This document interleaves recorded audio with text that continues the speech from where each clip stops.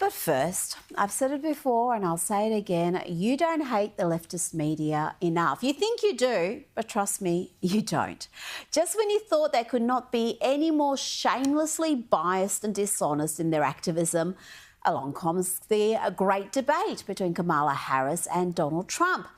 Not really a debate, but a setup where the two hack moderators became the story. Democrat Dave and Davis disgraced themselves with not only framing every question from a leftist perspective, but refusing to ask about pertinent events like Trump almost having his head blown off a few weeks ago, to Kamala's support for the most radical policies, from backing a bail fund for BLM thugs to supporting taxpayer funds being used for sex change operations for criminals. And not a single question about Kamala abandoning the Gold Star families who lost their loved ones during the Biden-Harris administration's botched Afghanistan withdrawal. Nothing. Not even as she claimed over and over again that it's Trump that has no respect for the military.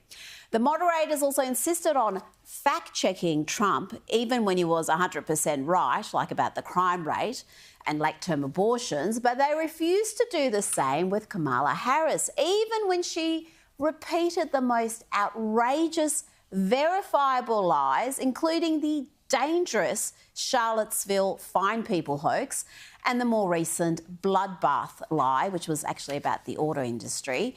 And it didn't end with the debate. Much of the media went into a full-blown meltdown trying to debunk Trump's claims about Harris's policy positions, even when they happen to be true. Here is the New Yorker's Suzanne Glasser tweeting, "Trump made history last night for sure.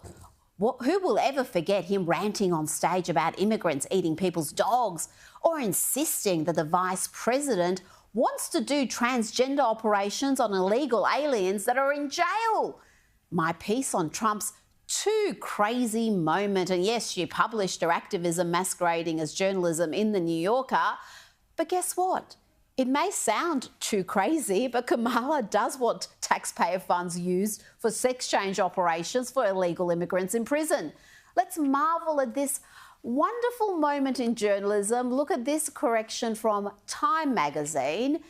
The original version of this story mischaracterised as false Donald Trump's statement accusing Kamala Harris of supporting transgender operations on illegal aliens in prison.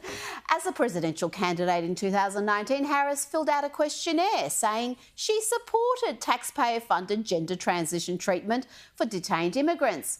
Oh, she didn't just mention it in a questionnaire. She has proudly boasted about her far-left, radical, lunatic views and putting them into action.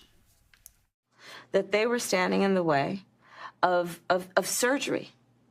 For prisoners. For prisoners. And there was a specific case. And when I learned about the case, I worked behind the scenes to not only make sure that that transgender woman got the services she was deserving. So it wasn't only about that case. I made sure that they changed the policy in the state of California so that every transgender inmate in the prison system would have access to the medical care that they desired and need. And I believe it was not only, I know it was historic in California, but I believe actually it may have been one of the first, if not the first in the country, where I pushed for that policy in a Department of Corrections. And yet, even when the proof came out, the media tried to soften the blow for the Democrats by claiming Donald Trump's statement needed context. Yes, the context is she absolutely said what he said, she said, and she means it. She's never retracted from that position for those policies. But perhaps the most devastating lie that Kamala was allowed to utter without correction from the moderators was the fine people hoax, which they knew to be a lie, a dangerous lie. This is what Trump actually said. And yes, he did condemn the white supremacists completely. His fine people comment was about folks who were protesting the removal of historic statues. And guess what? Those folks were 100% right. But for the record, let's go to the tape. And you had people, and I'm not talking about the neo-Nazis and the white nationalists, because they should be condemned totally.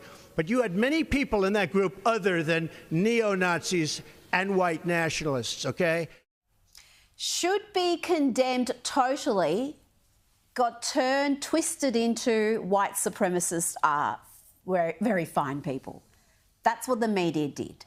And those moderators knew perfectly well that Harris was lying, and they let it go over and over and over again.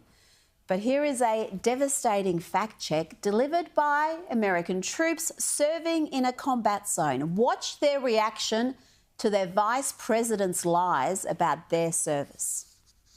As of today, there is not one member of the United States military who is in active duty in a combat zone in any war zone around the world the first time this century. What? But let's understand. So where the are we right now?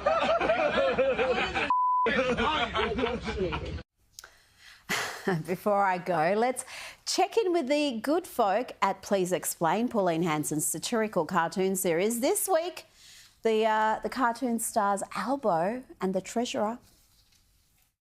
Oh, golly gosh, Captain Albo, we're in a real pickle out there. We're losing the war. Which war, Jim? The war against free speech? The war against social media? The war against affordable housing? Answer me! No, sir, it's the war against inflation. Oh, there's no need to worry about that war, Jim. We're winning the war against inflation. Don't you worry about that. Well, I don't know, Captain. I went out on the front lines myself and golly, it's a real mess out there. The inflationary pressure is relentless. Shazam! That's not our fault, Jim. That's the governor's fault. Go blame Michelle Bullock and her interest rates. Oh, well, I did try that, Captain, but gee whiz, everyone keeps saying we need to focus on less spending.